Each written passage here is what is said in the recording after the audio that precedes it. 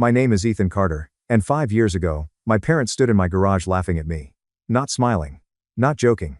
Laughing, the kind of laughter people use when they've already decided you're going to fail. The kind that stays with you long after the sound disappears.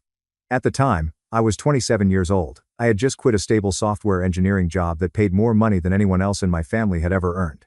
I had health insurance, retirement benefits, a comfortable apartment, a predictable future. And I gave all of it up for an idea. An idea that lived inside a cold garage behind a rented house. An idea my parents thought was ridiculous. An idea they would spend the next year mocking every chance they got. 5 years later, both of them would walk into the company I built from that garage and ask me for jobs. But before that happened, before the success, before the money, before the apologies, there were years of humiliation, sacrifice, and nights when I genuinely wondered if they had been right all along. Growing up, my family always believed in one thing: security. My father, Richard Carter, worked 34 years at the same manufacturing plant, same parking spot, same lunch break, same routine. He measured success by stability. If you stayed somewhere long enough, you won. My mother, Susan, agreed with him. She spent her entire life avoiding risk. Their dream was simple: graduate, get a good job, work 40 years, retire. Nothing wrong with that. Except they expected everyone else to want the same life. Especially me. The problem was I never fit that mold. Even as a kid, I was obsessed with building things. Not physical things. Digital things. Computers fascinated me. While other kids played football, I took apart old laptops and rebuilt them. When I was 14, I created my first website. When I was 16, I was making extra money fixing computers for local businesses. When I was 18, I built a scheduling system for a small plumbing company that saved them thousands of dollars. I loved solving problems. Creating something from nothing. Building systems that made people's lives easier. But whenever I talked about business ideas, my parents reacted the same way. That's risky. You should focus on a real career. Successful people don't gamble. The irony is that they considered working for someone else safe. I considered it the biggest risk of all. After college, I accepted a software engineering position in Chicago. The pay was great. The office was beautiful. My coworkers were talented. For a while, I convinced myself this was enough. Then one afternoon everything changed. A logistics company hired me as a side consultant. They had a problem. Inventory management. Their employees spent hours every week updating spreadsheets manually. The software available on the market was expensive, bloated, and designed for huge corporations. Small businesses couldn't afford it. As I studied the problem, an idea started forming. What if I built something specifically for small and medium-sized businesses? Something simple, affordable, powerful, something people actually wanted to use. I spent the next year working nights and weekends. While everyone else watched television, I coded. While friends went on vacation, I worked. The more I built, the more convinced I became. This could work. Not maybe. Not possibly. It could actually work. Then I signed my first paying customer. A local distributor. Nothing huge. But they paid real money. Then another customer signed. Then another. Suddenly the side project was generating revenue. Not enough to quit. But enough to dream. For months I wrestled with the decision. Leave my job. Or stay safe. Every entrepreneur knows that moment. The point where the future splits into two paths. One path offers security. The other offers possibility. Eventually I chose possibility. The conversation with my parents went exactly how you'd expect. We met for dinner at their house. My father grilled steaks. My mother set the table. Everything seemed normal. Until I told them. I'm leaving my job. Silence. My father put down his fork. What? I'm starting my own company. My mother's face immediately changed. Ethan, please tell me you're joking. I'm not. My father leaned back. How much are they paying you right now? I told him. His eyes widened. You're leaving that? Yes. For what? My software company. My father laughed once. A short, disbelieving laugh. Then he realized I was serious. The laughter disappeared. What software company? The inventory platform I've been building. He stared at me. Then said the sentence I'd hear 1,000 times over the next year. Why would anyone buy that? I explained the market. The customers. The opportunity. The growth. None of it mattered. My parents had already decided. My mother shook her head. You're throwing your life away. That hurt. Not because she disagreed. Because she never asked a single question before reaching that conclusion. My father sighed. You have a career. I know. You have benefits. I know. You have security. I know. Then why would you risk everything? I looked him directly in the eyes. Because I believe I can build something bigger. He laughed again. This time louder. And that was the moment I realized they weren't worried. They were embarrassed. A week later I quit my job. 2 weeks later I moved into a smaller house with a detached garage. 3 weeks later that garage became my office.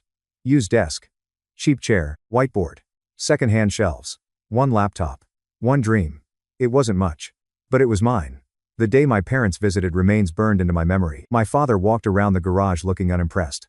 My mother looked concerned. Neither of them said anything positive. Not one thing. Then my father stopped near the workbench. Looked around. Smirked.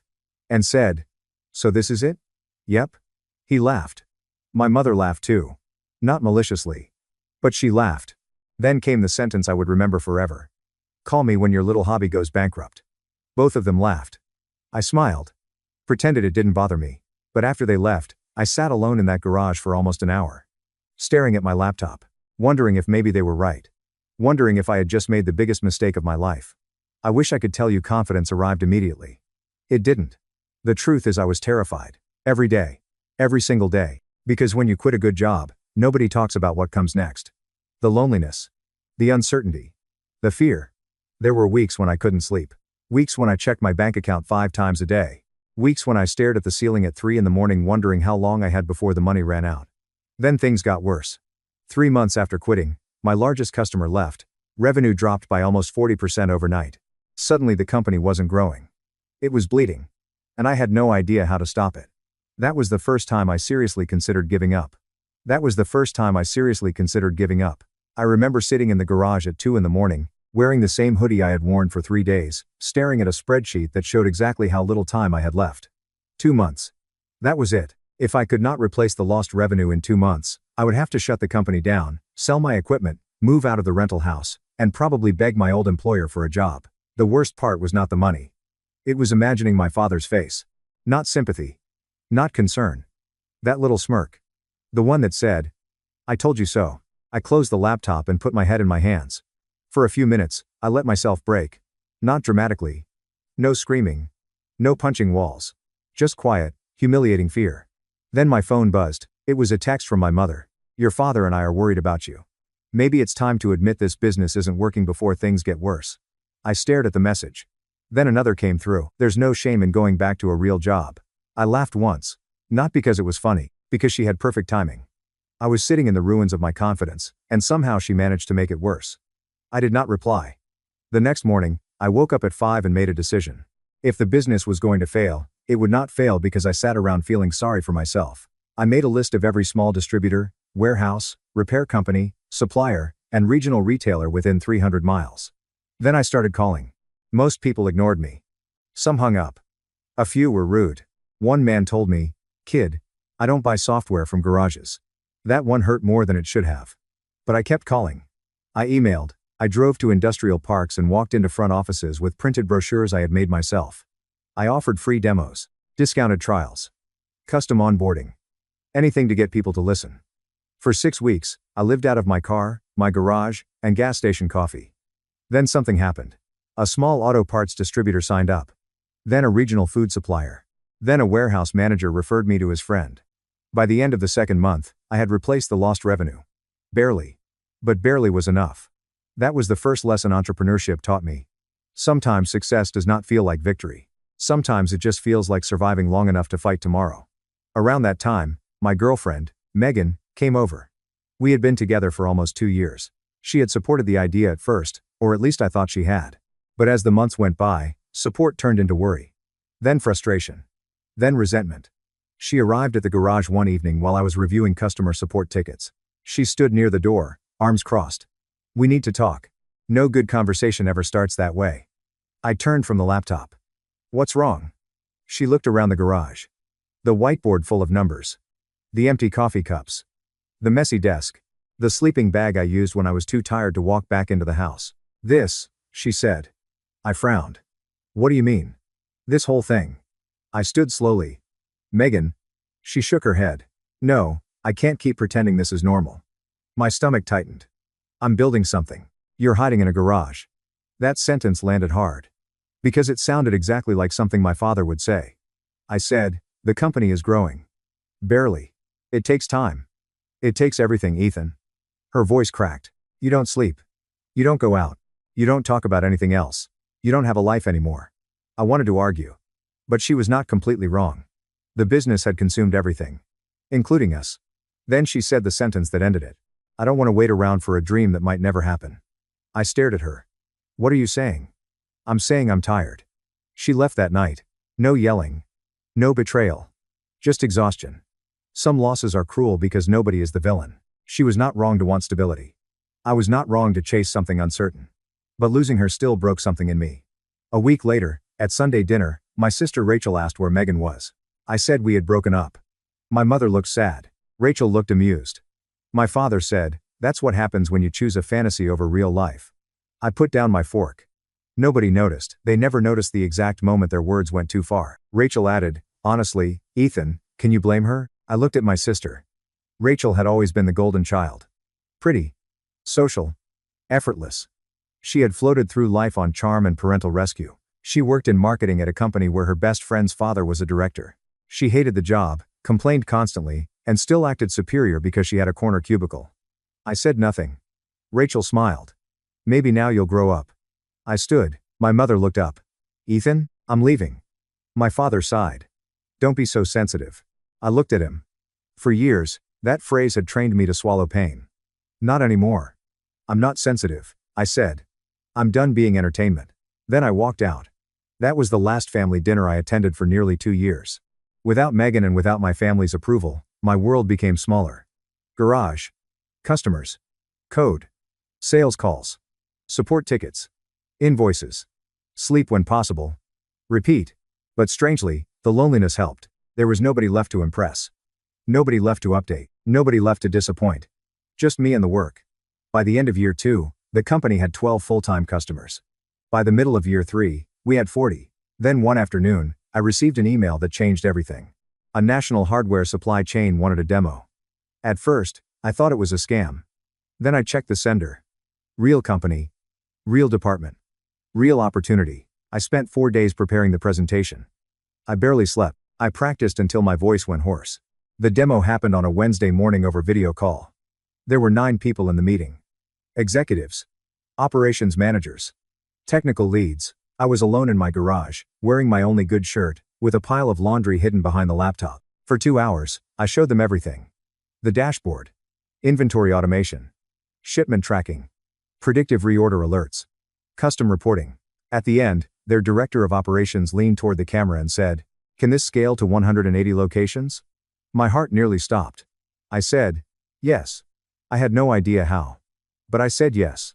3 weeks later, they signed. The contract was worth more than my entire annual salary from my old job. I remember staring at the signed document on my screen. Then I walked outside, sat on the garage steps, and cried. Not loud. Not dramatic. Just tears of exhaustion. Because for the first time, I knew I was not crazy. The dream was real. The next year became chaos. Good chaos. I hired my first employee, a developer named Priya who was smarter than me and told me so within the first week. Then I hired a customer success manager. Then a salesperson. Then another developer. The garage became too small. We moved into a tiny office above a dentist clinic. The air conditioning barely worked. The parking lot flooded when it rained. But to me, it felt like a skyscraper. I invited my parents to see it. I do not know why. Maybe some part of me still wanted them to be proud. My mother said they were busy. My father said, "Let us know when it becomes stable." Stable. That word again. I stopped inviting them. Rachel, meanwhile, got engaged to Trevor. Trevor was exactly the kind of man my parents admired on the surface. Confident. Polished. Always talking about investments. Always name-dropping people he barely knew. The first time I met him, he shook my hand too hard and said, "So you're the startup guy." I smiled politely. He said it like an insult. At their engagement dinner, Trevor spent 20 minutes explaining a real estate investment opportunity to my father. My father listened like Trevor was Warren Buffett. I listened like someone watching a train approach a broken bridge. The plan made no sense. High risk. Too much leverage. Unrealistic returns. I pulled my father aside later. "Be careful with Trevor's investments." He looked offended. "Trevor knows what he's doing." "No. He knows how to sound confident." My father narrowed his eyes. "Not everyone who takes risks is irresponsible." "Ethan." I almost laughed. When I took risks, I was foolish. When Trevor took risks, he was ambitious. That told me everything. Over the next 2 years, my company grew. Trevor's investments collapsed. Quietly at first. Then loudly. Rachel's wedding was expensive. My parents helped pay. Then Trevor's real estate deal needed cash. My parents helped again. Then Rachel lost her job after an argument with her manager. My mother said she was misunderstood. My father said she just needed time. They covered her mortgage for 6 months. Then Trevor started a consulting business. It failed. Then another investment opportunity appeared. My parents dipped into retirement savings. I warned them. Again. My father said, "You think success makes you smarter than everyone?" I said, "No, I think numbers matter." He told me to stop being negative. So I stopped talking. By the time my company moved into our third office, I had changed. Not just financially. Internally. I no longer chased validation. I no longer mentioned wins to people committed to misunderstanding them. I learned to celebrate privately. With my team. With friends. With people who had seen the garage and never laughed. At the end of year 4, we raised our first major investment round. The news made local business publications. Someone sent the article to my family group chat. My mother replied with a thumbs up emoji. Rachel wrote, "Wow, look at you." My father did not respond. That hurt less than I expected. Maybe that is how healing feels. Not absence of pain. Just pain without power. Then year 5 arrived. Everything changed so quickly it almost felt scripted. Trevor's biggest investment collapsed. Not failed. Collapsed. There were lawsuits. Unpaid loans. Angry partners. Rachel discovered he had used her name on documents without fully explaining the risk. My parents had co-signed one of the loans. Their savings were gone. Their credit was damaged. My father's plant announced layoffs after decades of service. He was offered a small severance package and early retirement he could not afford to take. My mother's part-time administrative job ended when her office downsized. Suddenly, the people who had preached security my entire life had none. At first, I heard about it from Aunt Carol. She called me one evening. "I know you're not close with your parents right now," she said. That was putting it mildly. "But things are bad." I listened. The house was not gone, but they were behind on payments. Rachel had moved back home after separating from Trevor. My father was applying for jobs and getting rejected. My mother was depressed. I felt many things. Sadness. Anger. A quiet sense of irony. But not joy. That surprised me. For years, I had imagined them realizing they were wrong. I thought it would feel satisfying. It did not. It felt heavy.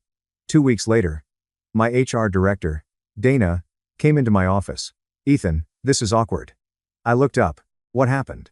"We received 2 applications this morning." "Okay." She hesitated. "They're from Richard and Susan Carter. My parents." I stared at her. Dana knew some of the story. Not all of it. "Enough," she said. "I can reject them if you want." For a long moment, I said nothing. Then I shook my head. "No. Process them normally." "Normally?" "No favors. No punishment. If they qualify, interview them." Dana studied me. "Are you sure?" "Yes." My father had applied for facilities operations. My mother applied for customer support. Both had experience. Both were qualified enough for entry-level roles. Not leadership. Not management. Not special treatment. Entry level. I asked Dana not to tell them I would be part of the interview process. Maybe that was petty. Maybe it was human.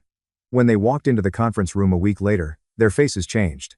My mother stopped mid-step. My father froze. I stood at the far end of the table beside Dana. "Good morning," I said. Neither of them spoke. For the first time in my life, my father looked unsure of himself in front of me. Not angry. Not dismissive. Unsure. Dana handled the first part professionally. Work history. Skills. Availability. Salary expectations. My parents answered carefully. Respectfully. Humbly. It was almost surreal. These were the same people who had laughed in my garage. Now they sat upright, nervous, hoping the company built in that garage would give them a chance. After Dana finished, she excused herself. The door closed. The 3 of us sat in silence. My mother was already crying. My father stared at the table. Finally, he said, "I didn't know you'd be here. I own the company." He flinched. Not because he did not know. Because hearing me say it made it real. My mother whispered, "It's beautiful here." The office was beautiful. Glass walls. Open workspaces. A skyline view. People moving with purpose. A company alive with energy. I thought about the garage. The cold floor. The cheap desk. The nights I ate noodles over a keyboard. I said, "It took a lot to build." My father nodded slowly. "I know." I almost laughed. "No, Dad. You don't. He looked up. The room went still. I said, you saw the garage and decided it was a joke. His face reddened. I was worried. You laughed. He swallowed. I did. You told me to call when my little hobby went bankrupt. My mother closed her eyes. My father looked down again. I remember. That surprised me. I expected denial. Excuses. Something about stress. Instead, he remembered. He said quietly, I have regretted that sentence for a long time. I did not respond. He continued. At first, I thought you were making a mistake. Then when you started succeeding, I was embarrassed. That hit me harder than I expected. He looked directly at me. Not embarrassed by you. Embarrassed that I had been wrong. My mother wiped her face. We didn't know how to admit it. I leaned back. So you chose silence. She nodded. And Rachel? My mother looked away. She needed us. I said. So did I. Her face collapsed. I know. That was the first time she had ever said that. Not you were fine. Not you were strong. Not, we were worried. Just. I know. My father's voice broke slightly. You were always so capable. I used that as an excuse not to support you. I looked at him. For years, I had wanted this conversation. I thought it would feel like victory. Instead, it felt like grief. Because the apology did not give me back the nights I almost quit. It did not give me back Megan. It did not give me back family dinners where I had been mocked for trying. But it mattered. Truth usually does. My father said, we are not asking for special treatment. Good. He nodded. We just need work. I studied him, the proud man who once believed a lifetime job made him untouchable. The cautious man who mocked risk until life proved security could vanish too. The father who had laughed at my dream and now needed that dream to survive. I said, if you work here, you follow the same rules as everyone else. Yes. No family drama in the office. Yes. No complaining to employees that your son is your boss. His mouth twitched. Almost a smile.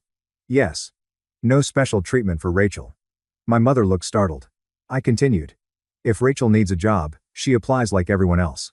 If she is not qualified, she does not get hired. My mother opened her mouth. Then closed it. For once, she did not argue. My father said, that's fair. Fair. Another word I had waited years to hear. They were hired 2 weeks later. My father started in facilities operations.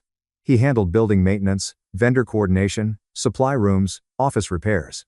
At first, employees did not know he was my father. He liked it that way. My mother joined customer support. She learned quickly. She had always been good with people when she was not using guilt as a language. For the first few months, everything was strange. Seeing my father in company polo shirts. Watching my mother attend training sessions. Receiving performance updates from their managers. Part of me expected resentment. Part of me expected embarrassment.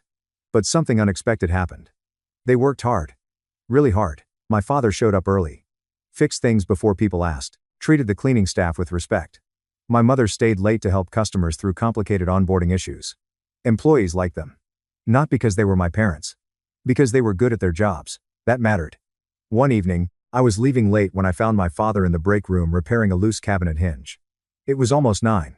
You know maintenance can handle that tomorrow. I said. He glanced up. I am maintenance. I smiled despite myself. He tightened the screw. Then said, this place reminds me of your grandfather's shop. That surprised me. My grandfather had owned a small repair shop before he died. My father rarely talked about him. How? He looked around. People care. You can feel it. I leaned against the counter. Grandpa took risks. My father nodded slowly. He did. You used to tell me risk was irresponsible. I was wrong. He said it simply, no drama, no defense, just wrong.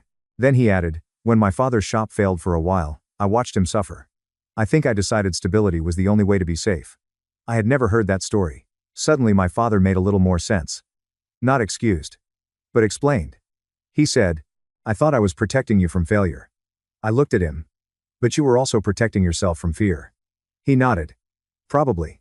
That was the first honest conversation we had ever had as adults. My mother's apology came differently. One afternoon, she asked if we could have coffee after work. We sat in a small cafe near the office.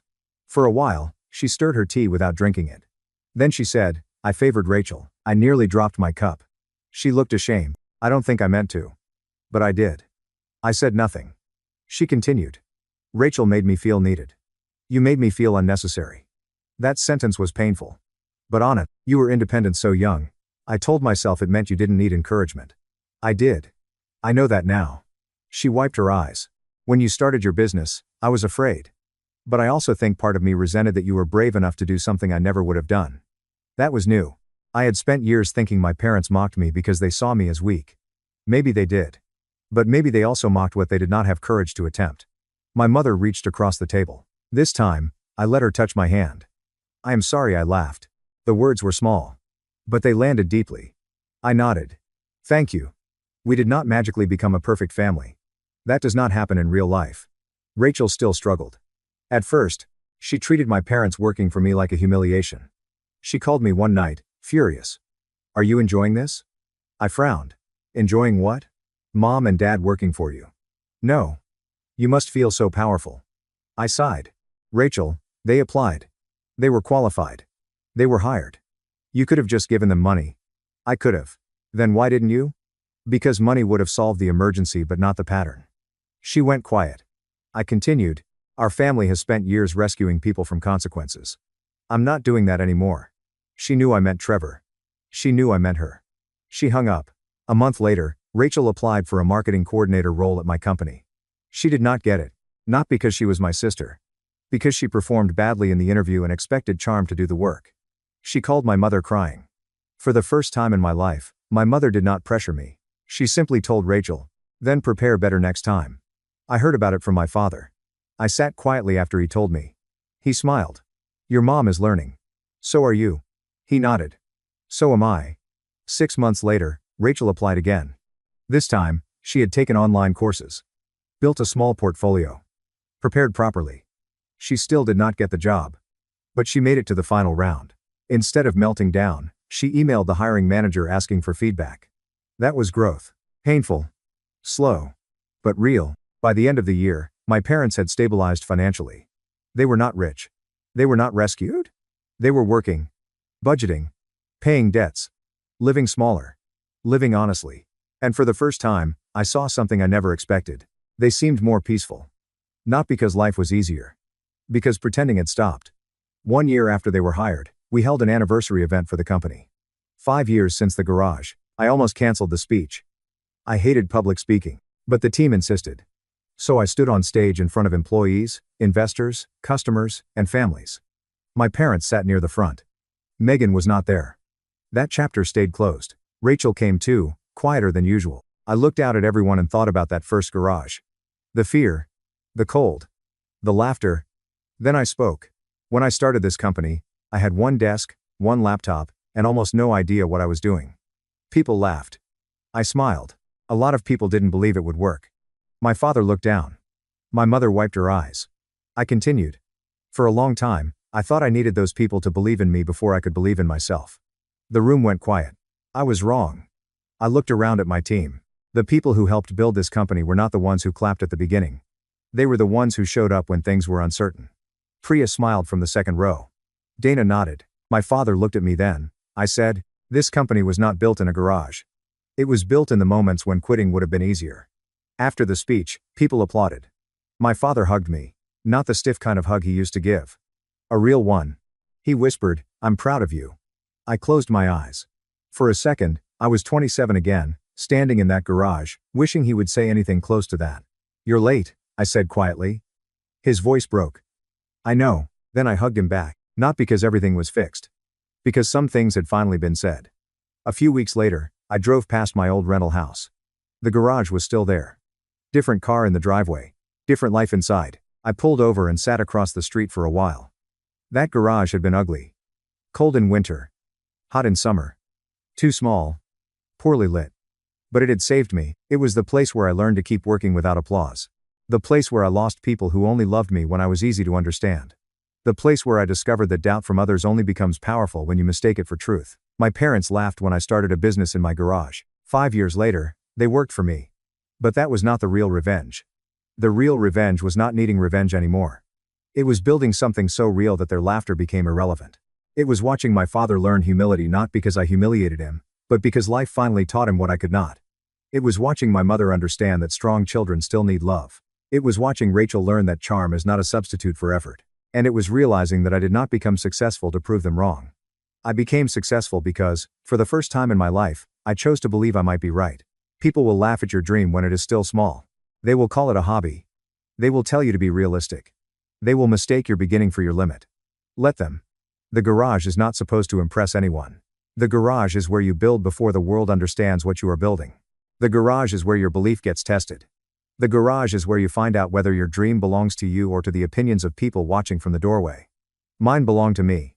And every morning, when I walk into the company that started on a cheap desk under flickering garage lights, I remember my father's words. Call me when your little hobby goes bankrupt. It never did. Instead, it became the place where he finally learned to believe in me. And more importantly, where I finally learned to believe in myself. Thank you so much for watching until the end.